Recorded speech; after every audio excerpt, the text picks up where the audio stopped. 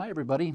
Welcome to Fluid Earth Dynamics. This episode, exciting as it is called River Algebra, and it's basically just to develop some fairly simple algebraic relations that we can use to describe the flow rate of rivers, particularly their discharge, in terms of some basic aspects of channel geometry. And again, as usual for these videos, the goal is to develop the basic ideas here, go through them, go through the algebra a little bit, and then use the ideas in class and apply them to real problems. So off we go.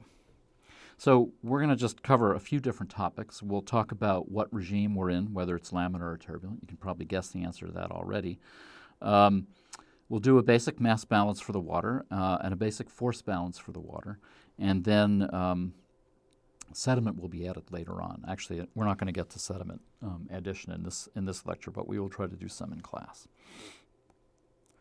Okay, so first of all, is the flow in a river typically laminar or turbulent? Now, I think you guys have already convinced yourself that it's typically turbulent, but just we'll take a moment here to review why that is. So let me see, I've got my laser here. So the little factoid, and this is actually a number that's worth remembering, is that the viscosity of water expressed in kinematic form, so this is the dynamic viscosity that you defined with David, divided by the fluid density, comes out to a nice, even, simple number, which is 10 to the minus 6 in SI units. So it's 10 to the minus 6 meters squared per second. And the Reynolds number, written with the kinematic viscosity, is just here. So it's actually a pretty simple thing. It's just the product of velocity and depth, which you may remember is the unit discharge, the discharge of water per unit width of flow, divided by this kinematic viscosity. So all you need to do to estimate the Reynolds number is to know this unit discharge, velocity times depth, and divide it by the viscosity, which is 10 to the minus 6, so basically means multiplying it by 1,000,000.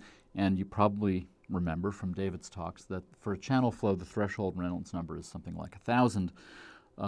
So it's not too hard to figure out that if you are going to take this product of velocity and depth, and you're going to multiply that by 1,000,000, it's going to be very easy to come up with numbers that are bigger than 1,000. So for example, if you had a river that was a meter deep, which is certainly not uncommon. Lots of our small Minnesota streams are a meter deep when they're in flood or more, and that's moving at a speed of a meter per second or so, which, by the way, combination is the maximum that you can safely wade. So if the product of the depth and velocity in SI units is more than 1, don't wade in the water.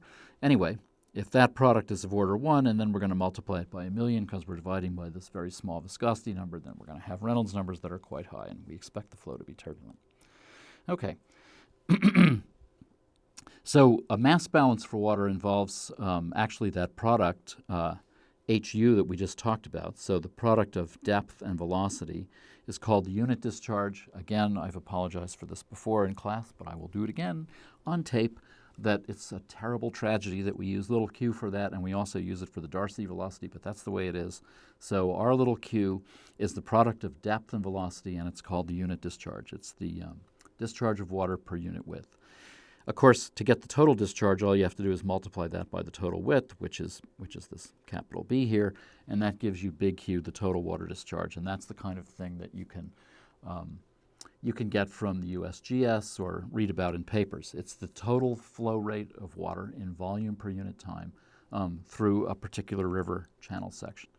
So the mass balance in this case is pretty easy, and that is that if the water depth isn't changing in time, that is if we're in steady state, the flow in has to equal the flow out at any point in the river section, and that means that the sum of all the discharges in has to equal the sum of all the discharges out. So that's a pretty simple mass balance.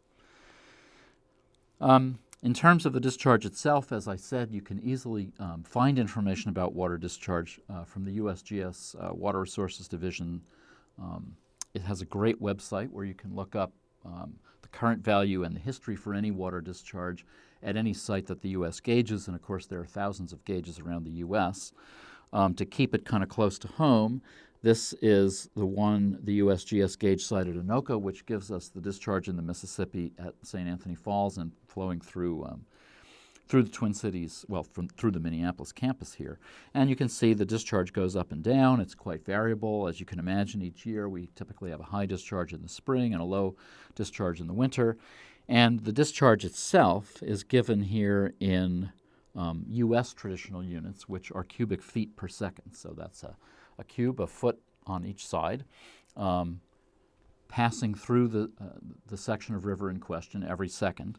And you can see that the numbers here, whenever you look at a graph, the first thing you should do is look at what units are involved and what their range of magnitudes is. So at the Anoka gauge site, we have about a little more than 100-fold range of discharge values, so 2 orders of magnitude variability, from about 1,000 cubic feet per second, which is quite small, and the river looks very dry and kind of puny when that happens, to very close to 100,000 cubic feet per second, which is the record flood discharge. I think it's got an expected return interval of about 500 years for that size flood, and that always gets our attention when the river is that high. That's discharge data that you can find online, and I think, the website is on the slide down here, so you can go have a look for yourself.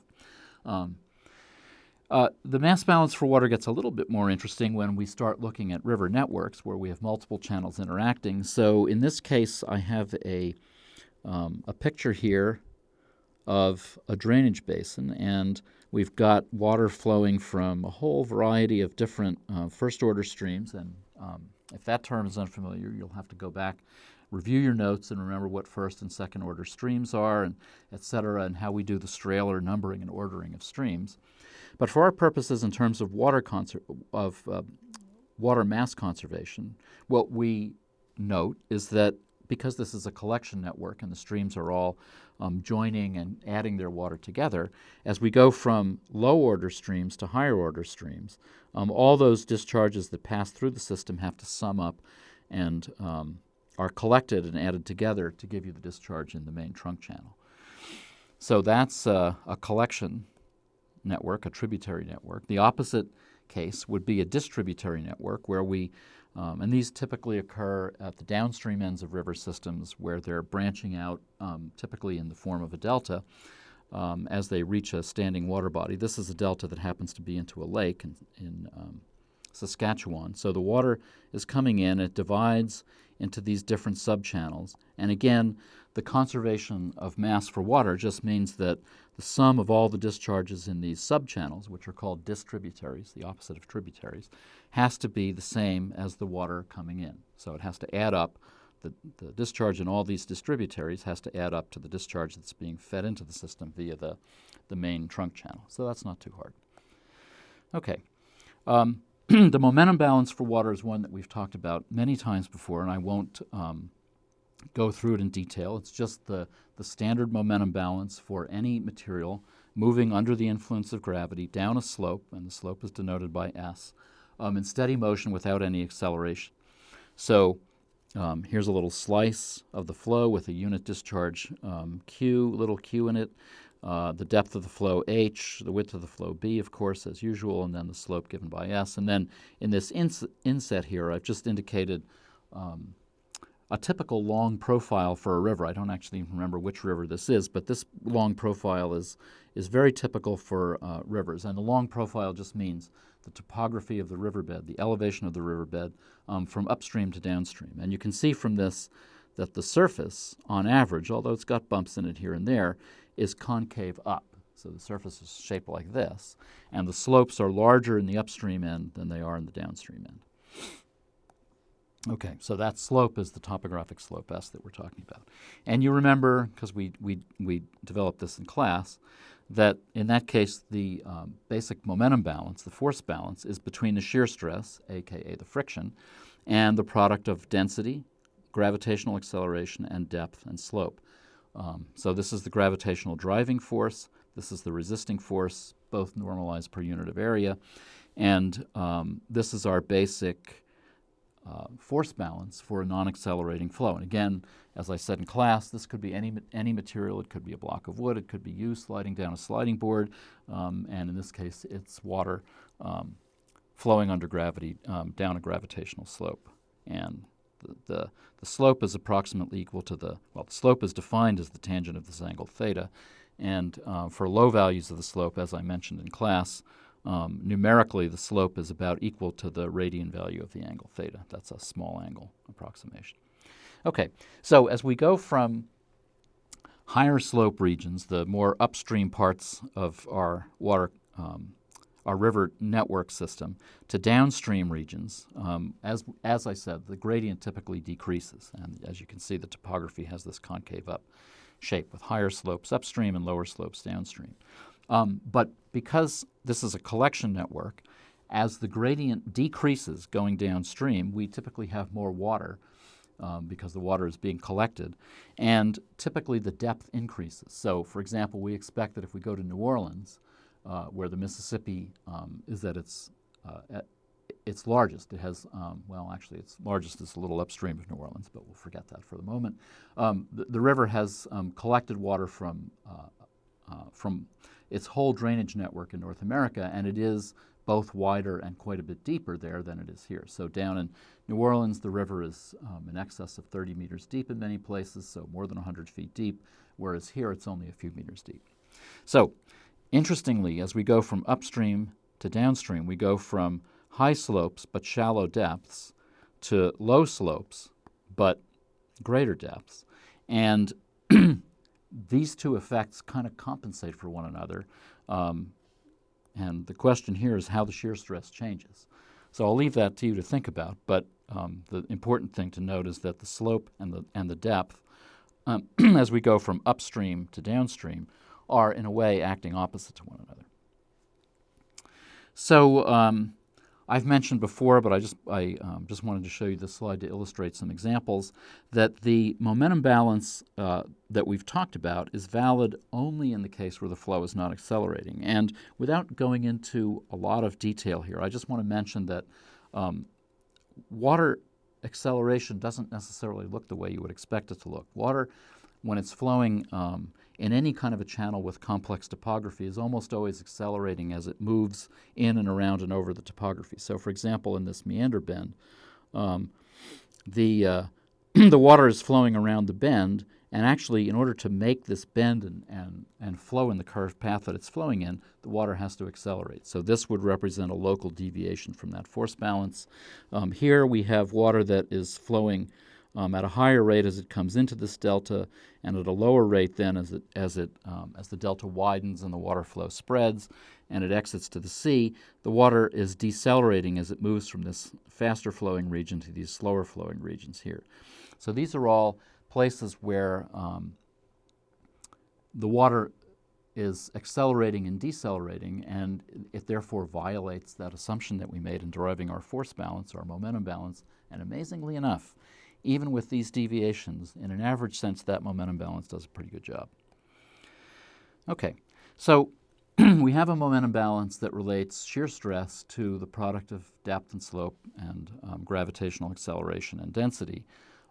But most of us have an intuition, and we'd be right about this, that the force that flowing water exerts on its bed must have something to do with how fast it's going. And if you think back to that momentum balance that we've done, the speed of the flow actually doesn't enter into that anywhere. So what's up with that? So the relation that we derived has nothing to do with the speed, but our instinct is screaming at us that the speed must have some kind of a role to play here. And you would think, in particular, that faster flows produce greater stresses because when you go out and stand in a strong wind, you feel more force on you than when the wind is calm. So how do you think speed should be involved in this? And also I want you to think about, and we're going to resolve this in the next couple slides, but think about it right now, would the density of the fluid play a role? So would you get, for example, more force exerted on you if you were standing in water moving at a given speed versus standing in air moving at that same speed? So here we have somebody with an umbrella being blown out, and the wind is blowing at some speed, and wind speeds are typically measured in tens of miles per hour, and you can easily convert that to meters per second because 1 meter per second is about 2 miles an hour. So if we have wind speeds, a wind speed, let's say, of 40 miles an hour, which is gusty and strong but certainly common enough, that would be a wind speed of about 20 meters per second. So you can stand up in wind like that, right? It might be inconvenient, it might blow your umbrella out as shown in the slide, but it's not going to knock you off your feet. On the other hand, water moving at a comparable speed would be unthinkable to go into. You couldn't even think of standing up in it. This is water here that's moving at a pretty good clip, and you can kind of infer that from the standing waves on the surface here. You would never think about trying to wade something moving this fast unless it were extremely shallow, and this flow is not. You can actually tell that from the waves on the surface. Water that's more than about a meter deep, as I said, that's moving at more than a speed of a meter per second is too fast for you to stand up in. A meter per second, though, applied to wind would be a speed that you wouldn't even notice. You probably wouldn't even notice that the wind was blowing. So in this case, for the flow that I've shown here, the speed is more than 2 meters a second. The flow depth is about a meter, and that would be far too much to stand up in. So the density seems to play a role as well. So let me switch over to my pen here. So we might think that the shear stress would have something to do with the density and the speed as well. And we would think that it would increase positively with both of them. Greater density, greater shear stress, and greater speed would mean greater shear stress. So we might write this is just a function of rho and u, where rho is the density and u is the speed, and then ask ourselves what might that function look like. So it's written out in more presentable handwriting here. If you take the dimensions of shear stress and the dimensions of density and velocity and ask yourself how these three things could be related, and you think back to the dimensional analysis that David talked about with you, it turns out that there's only one way that they can go together, and that is that the combination of density and velocity has to work like this. You have to have the density multiplied by the square of velocity to get the units to come out right. And then that's related directly to the shear stress via a dimensionless coefficient. So if you look at this equation, I'd like you to verify this for yourselves, the dimensions of this product, which we've actually encountered before, I think, in this class, the dimensions of this product are the same as the dimensions of this stress. So density times the square of velocity has the same dimensions as stress. So this must be dimensionless. This quantity, which is it's a quantity that we would have to measure empirically, is called the drag coefficient. It has no dimensions. Drag coefficients for flowing fluids typically are numbers that are less than 1 by let's say 2 to 3 orders of magnitude. And we're not going to worry too much about the magnitudes themselves. Where you need a drag coefficient, I will provide you with a value. But what I do want you to have some feeling for is what would control the drag coefficient. So the drag coefficient is a coefficient here that relates the stress that a given flow exerts to the speed the flow is going and its density. So what would you think might control the stress that's exerted by fluid moving with a given density and with a given speed? Well, I hope your intuition said that the roughness of the bed might play a role there, because it does. So this is a picture from my colleague David Morig at the University of Texas. These are sand dunes on the bed of the Loup River in Nebraska. And these are pretty big bumps on the riverbed. And bumps like this tend to create larger values for the drag coefficient. So high drag coefficients are associated with beds that have lots of rugged topography on them, and the bumps could be just as well be big boulders or big rocks or even trees that have fallen in. And smoother beds produce lower drag coefficients. So the drag coefficient actually works kind of the way your intuition would suggest for friction. We think of friction as being higher on rough surfaces than smooth surfaces, and friction between water and the bed is also higher on rough surfaces than smooth ones. So, so the answer to this, I hope you can see, is yes. And I'm going to just leave you to think about the answer to this question, which is we've got two different types of bed morphology here. These are, in fact, two different possible forms of dunes in the desert. So now we're talking about airflow instead of water flow, but the physics is the same. And I just want you to think about which of these, this one, where the dunes are parallel to the flow, versus this one, where the dunes are across the flow, would have a higher value for the drag coefficient. So we will develop these ideas more in class, and we'll do some applications of them in class and see how they apply to real situations, mostly rivers. We'll see you there. Bye-bye.